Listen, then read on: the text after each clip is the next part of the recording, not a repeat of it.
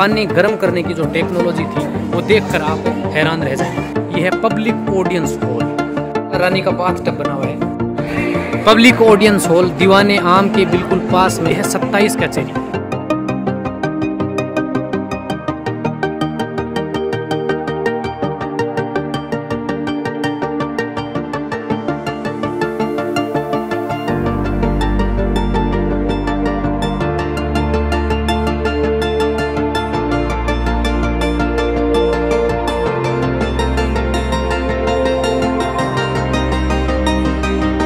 Hello नमस्कार दोस्तों, मैं डीपी पारिक आप सभी का एक बार फिर से स्वागत करता हूं। साथियों, आज अपने राजस्थान की पिंक सिटी जयपुर में आ गए हैं। जी हाँ साथियों, मेरे पीछे आप देख रहे हैं, ये है राजस्थान का विश्व धरोहर सूची में शामिल आमेर फोर्ट। साथियों, आज के इस वीडियो के अंदर अपने इस आमेर फोर्ट को एक्सप्लोर करेंगे। आमेर के कछुआ राजपूत राजा मान सिंह प्रथम ने 1589 यानी कि 1589 में इस फोर्ट की नींव रखी थी और आने वाले 138 वर्षों तक यह फोर्ट बनता रहा। साथियों, इसके अंदर देखने के लिए दर्जनों इमारतें बनी हुई हैं। तो आइए आज अपने इसके अंदर चलते हैं और पूरा फोर्ट जो है वो अपने एक्सप्लोर करते हैं। सामने का जो आप गेट देख रहे हैं, ये है फोर्ट में प्रवेश करने का मेन एंट्रेंस यानी कि मुख्य गेट। यहाँ से आप जाएंगे तो फर्स्ट कोर्टयार्ड तक आपकी कोई टिकट नहीं लगेगी, क्योंकि फर्स्ट कोर्टयार्ड में ही यहाँ की शीला देवी का मंदिर है, इसलिए वहाँ तक आपकी कोई टिकट नहीं रहेगी।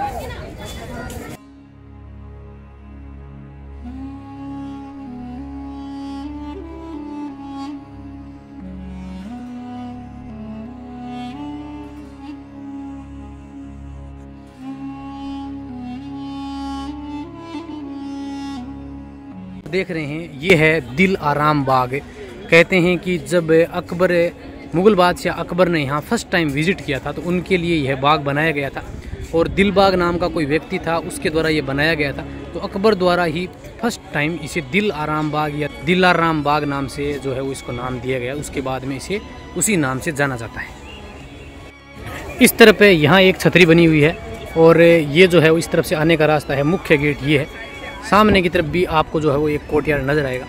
इस तरफ से आप देखेंगे तो यहाँ एक छतरी, बीच में ये आंगन बना हुआ है। दूसरी छतरी यहाँ से बिल्कुल सामने बनी हुई है। उस समय यहाँ बीच में पानी का फव्वारा चलता था। चारों ओर का ये जो बाग मैंने आपको बताया, ये है दिल आराम बाग या दलाराम बाग, जिसका नाम फर्स्ट टाइम अकबर के द्वारा दिया गया था। अब आप इस फर्स्ट पूरे बाग को पार करते हुए इस तरफ से होते हुए ये जो आपको सामने गेट नज़र आ रहा है, यहाँ से ऊपर की तरफ जाने की सीढ़ियाँ बनी हुई हैं। तो करीबन आपको 300 से 350 सीढ़ियाँ ऊपर की तरफ चढ़ के, और सामने की तरफ जो आपको गेट नज़र आ रहा है मून गेट, सूरज पोल, उससे अपने अंदर की ओर जाएंगे। इसमें प्रवेश करने के 2 रास्ते बने हुए हैं, जिनमें से एक रास्ता जो आपको सामने यहाँ पैदल आते हैं तो इस तरफ से, और अगर आप 4 व्हीलर 2 व्हीलर या आपकी कोई गाड़ी लेके आते हैं तो दूसरी तरफ रास्ता बना हुआ है।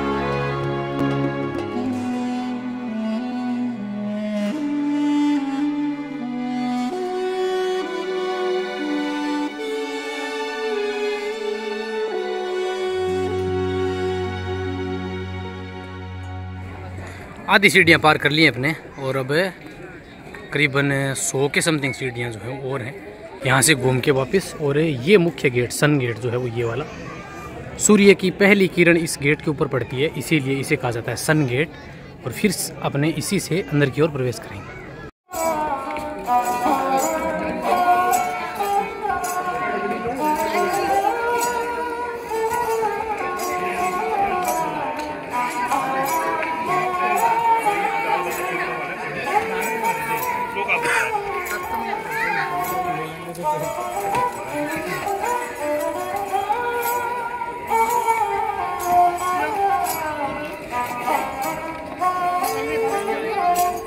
तो ये जो गेट है भैरव पोल, इससे आप यहाँ से पैदल आ रहे हैं तो अंदर की तरफ आएंगे। दूसरी तरफ का ये वाला जो गेट है, इससे सुबह 8 बजे से लेकर 11 बजे तक हाथियों की एंट्री होती है, तो आप यहाँ हाथी सफारी का भी आनंद ले सकते हैं। अब ये जो आप देखेंगे, ये 90 डिग्री के ऊपर ये गेट बना हुआ है। उस समय ये वाला गेट क्लोज होता था, जब राजा महाराजा यहाँ आते थे तभी इसको काम में लिया जाता था। अब भैरव पोल से अपने यहाँ 90 डिग्री एंगल पे मुड़ के और इस गेट से अंदर की ओर जाएंगे। आप देख सकते हैं कि यहाँ हर समय खासा भीड़ रहती है, क्योंकि यह जो फोर्ट है वर्ल्ड हेरिटेज लिस्ट की सूची में शामिल है। राजस्थान के 6 दुर्गों में से यह एक है। तो इस फोर्ट के अंदर जाने के लिए आपको काफ़ी पैदल आने के लिए मशक्क़त करनी पड़ेगी। और आप देख सकते हैं कि यहाँ हर समय भीड़ रहती है।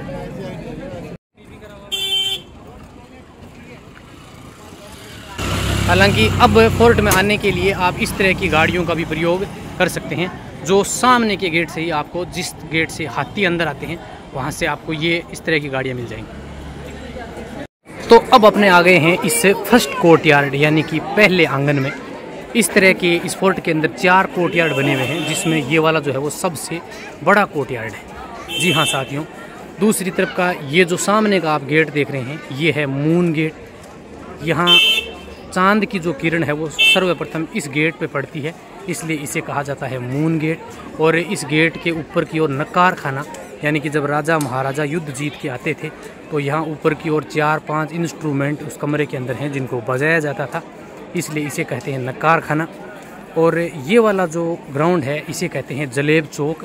उस समय राजा महाराजा त्यौहार के ऊपर गणतंत्र दिवस पे यहाँ परेड का आयोजन होता था।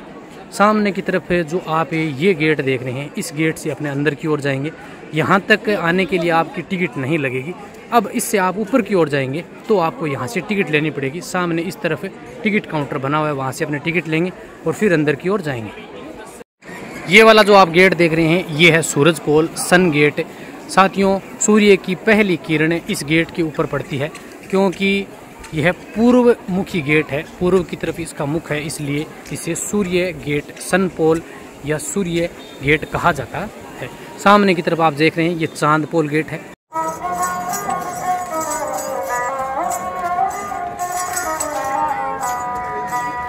ये वाला जो आप गेट देख रहे हैं ये है सिंह पोल, सिंह द्वार। और ये जो 2 डोम देख रहे हैं आप, उस समय राजा महाराजा इन छतरियों में खड़े होके और यहाँ होने वाली परेड से सलामी लिया करते थे। साथियों, अब आप जब इस गेट से अंदर की ओर जाएंगे तो आपको पहले यहाँ ये वाला टिकट काउंटर बना हुआ है, यहाँ से टिकट लेनी होगी और फिर आप अंदर की ओर जाएंगे। तो हम पहले टिकट लेते हैं, फिर आपको बताते हैं कि टिकट की प्राइस कितनी है, और फिर इस सिंह पोल गेट से होते हुए अपने इस दूसरे कोर्टयार्ड में प्रवेश करेंगे।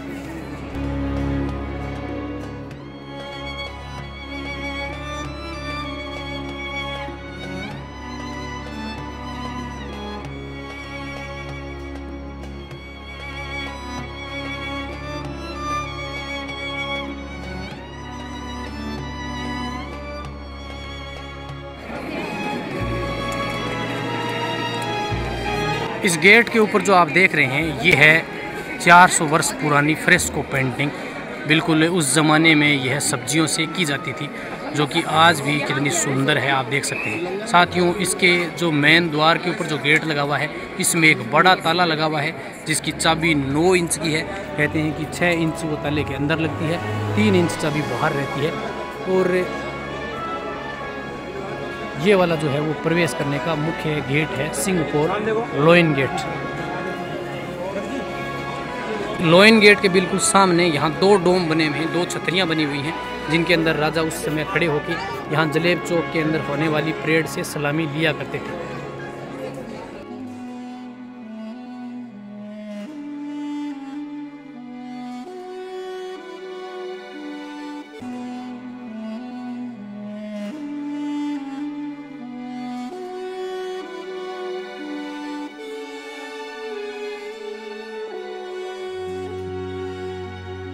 साथियों, महल के बिल्कुल पीछे की तरफ जब आप आएंगे तो ये वाला ऊपर की तरफ जयगढ़ फोर्ट बना हुआ है, और ये जो आप देख रहे हैं ये है पुराना प्राचीन आमेर शहर।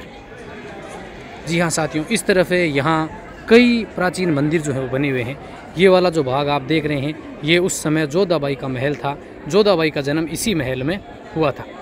इसके अलावा भी आप यहाँ देखेंगे तो उस समय की कई प्राचीन इमारतें जो हैं वो बनी हुई हैं, जो अब धीरे धीरे बिल्कुल खंडर होती जा रही है। इसके अलावा भी यहाँ कई मंदिर और बने हुए हैं, जिसमें एक ये बिहारी जी का मंदिर बना हुआ है, एक महादेव का टेम्पल बना हुआ है, एक जैन टेम्पल आप ऊपर की तरफ देख रहे हैं वहाँ बना हुआ है, फिर एक मंदिर जो है वो इस तरफ भी बना हुआ है। ये उसी के तरह के टेम्पल जो है बने हुए हैं। ऊपर की ओर पहाड़ी के ऊपर चारों ओर आपको इस तरह की वॉल जो है वो नज़र आएगी, और वॉच टावर भी आपको नज़र आ रहा होगा। ये जो वॉल आप देख रहे हैं यह आमेर और जयगढ़ फोर्ट के चारों ओर करीब 12 किलोमीटर के अंदर फैली हुई है।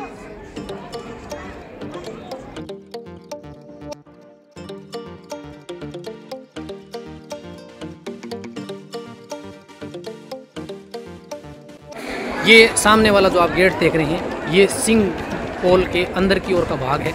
ये है यहाँ का सेकंड कोर्टयार्ड।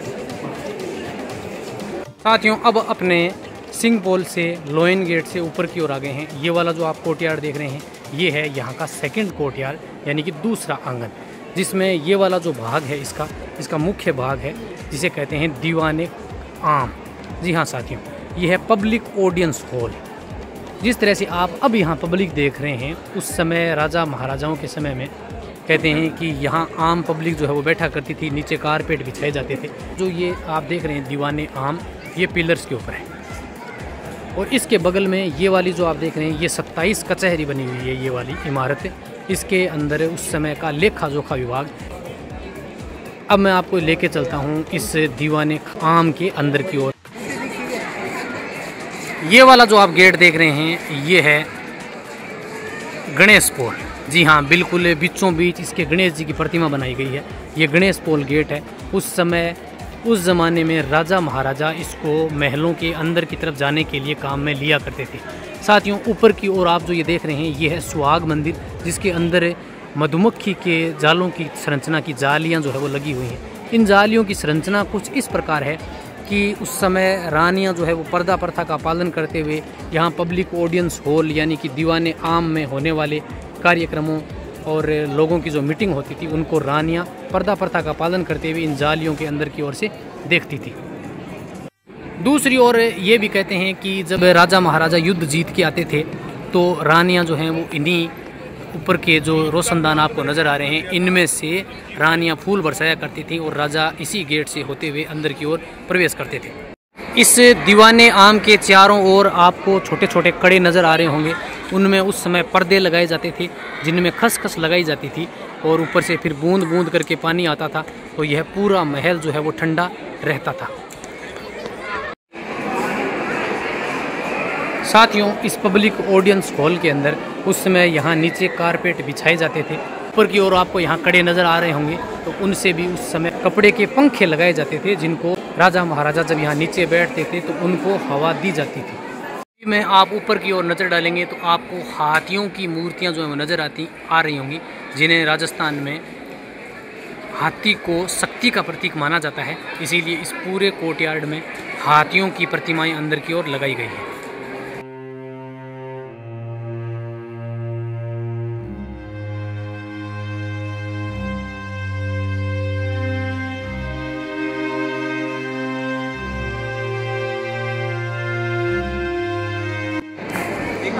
अब जो आप सामने की तरफ गेट देख रहे हैं ये है गणेश पोल। यहाँ का मुख्य गेट की बात करें तो चौथा गेट बना हुआ है गणेश पोल, जहाँ बीचों बीच आपको एक गणेश जी की प्रतिमा नजर आएगी। और इस द्वार के ऊपर सबसे खास पेंटिंग की गई है जो कि उस ज़माने में सब्जियों की सहायता से की गई फ्रेस्को पेंटिंग है। पब्लिक ऑडियंस हॉल दीवाने आम के बिल्कुल पास में ये जो इमारत है ये है 27 कचहरी। उस समय आमेर के जो कछुआ राजपूत राजा थे उनके अधीन 27 रजवाड़े थे, तो उन सभी का लेखा जोखा का जो कार्य था वो यहाँ किया जाता था। उस समय यहाँ लेखा जोखा विभाग के अधिकारी बैठते थे। ये पिलर्स के रूप में बनाया गया है और सभी को अलग अलग 27 भागों में डिवाइड किया गया है। तो आइए इसके अंदर की ओर, और इसके अंदर भी जो पिलर्स बने हुए हैं उनके ऊपर बारीक डिज़ाइन, बारीक नक्काशी हाथों से की गई है जो बिल्कुल अलग ही आकर्षक आपको नज़र आएगी।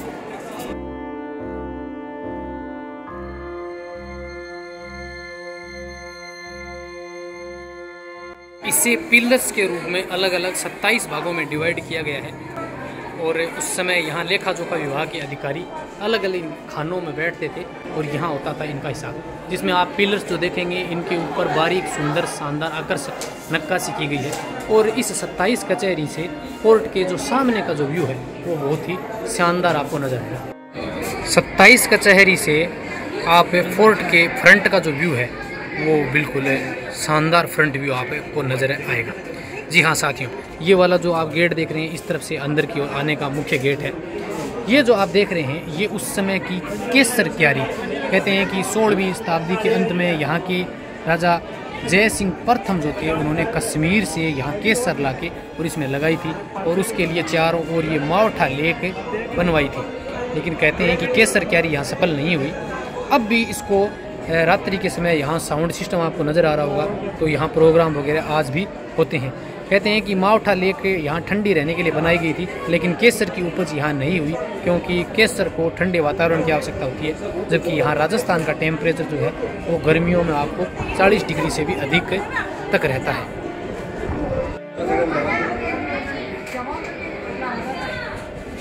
यहाँ 2 गार्डन बने हुए हैं।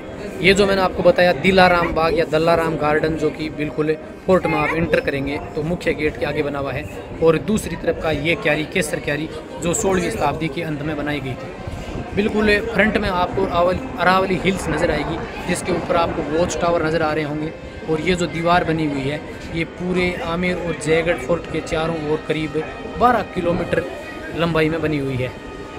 ऊपर की तरफ मैंने जैसा बताया आपको जालियों वाले जो गेट लगे हुए हैं, ये है सुहाग मंदिर। उस समय यहाँ कंवारी लड़कियों को या जो विडो महिलाएं होती थी उनका एंट्रेंस, उनका यहाँ प्रवेश जो है वो निषिद्ध था।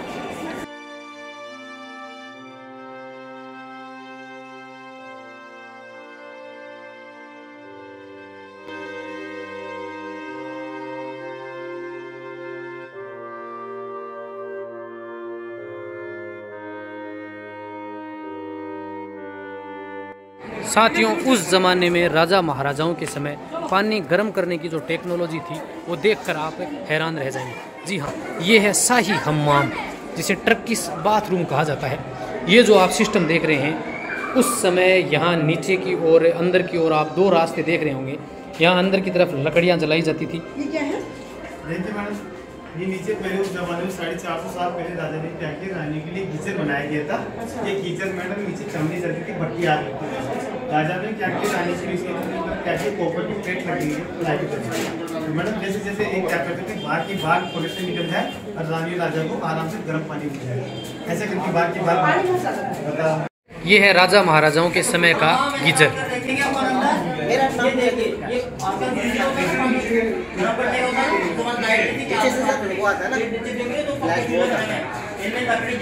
अच्छा है, पानी गर्म होता है, इसमें से टंकी है, इसमें कॉपर की प्लेट लगी हुई बीच के अंदर, ठीक है। ये आधी जगह दीवार में आधी बाहर लटकी हुई है, ठीक है। ये पोजीशन ये पानी की यानी अंदर इसके 2 कॉपर की प्लेट लगी हुई, एक नीचे की तरफ एक ऊपर की ओर। यहाँ नीचे ये जो आप खाने दिखाई दे रहे हैं, इनमें उसमें लकड़ियाँ जलाई जाती थी, जिससे धुआं अंदर भी नहीं आता था, और फिर जब जैसे ये हीट लेता था तो पूरा पानी गर्म होता था। और इस दीवार के दूसरी तरफ बना हुआ है बाथटब। यहाँ अंदर की ओर जो आप हॉल देख रहे हैं, उनसे अंदर से धुआं होते हुए बाहर की तरफ निकलता था, यानी इसके अंदर पोल्यूशन नहीं होता था। हालांकि थोड़ा बहुत होता होगा, तभी इसकी दीवारें जो है वो काली आपको आज भी नज़र आ रही होंगी। इसके अंदर की ओर शाही हमाम घर बना हुआ है। यहाँ ये वाला जो रास्ता है, इसमें वो गीज़र लगाया गया है, जिससे पानी गर्म होता था, और इसके अंदर रानियाँ जो है वो स्नान करती थी। रानियों का बाथरूम, शाही स्नानागार जो है वो इसके अंदर बना हुआ है। आइए अंदर की ओर चलते हैं। ये वाला जो कमरा बना हुआ है, ये रानी के लिए चेंजिंग रूम था। आप देख सकते हैं इसके ऊपर की ओर जो डोम बना हुआ है टर्किश टाइप का है, इसीलिए इसे कहते हैं Turkish bathroom, Turkish bath tub. तो ये उस समय रानी का चेंजिंग रूम हुआ करता था। और ये आगे का जो कमरा है, इसमें उस समय रानी मसाज वगैरह लेती थी, कपड़े चेंज करने के लिए। ये वाला कमरा था जहाँ मैं खड़ा हूँ। ये वाला जो है वो रानी के लिए मसाज वगैरह करने के लिए यहाँ रानी की दासियाँ रहती थी। इसमें पुरुष जो है वो वर्जित थे। और फिर ये वाला जो है ये बना हुआ है रानी का बाथ टब। यहाँ कपड़े सुखाने के लिए बाहर की तरफ ये जाली लगी हुई है, जिससे बाहर से हवाएं आती थी, तो रानी के यहाँ कपड़े सुखाने के लिए।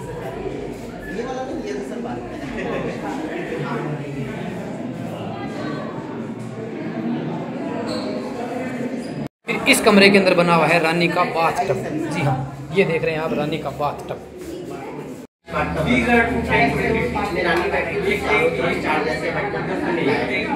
पहले के टाइम पे जो पहले के टाइम पे जो साबुन शैम्पू थे नहीं, ये कैसे रहता है, वाला पानी इस साइड में, जो पानी बताया मैंने टाइम का इस साइड, यहाँ से पानी के जरिए पाइप के जरिए सीधा बीच सेंटर से नीचे अंदर जाना है। आने के बाद नीचे की साइड में से ड्रेन पाइप लगा।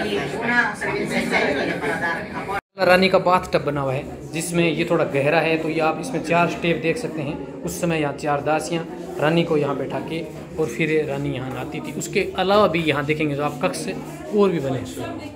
अब रानी के आने के लिए भी ये इस तरह के खुफिया रास्ते बनाए गए थे।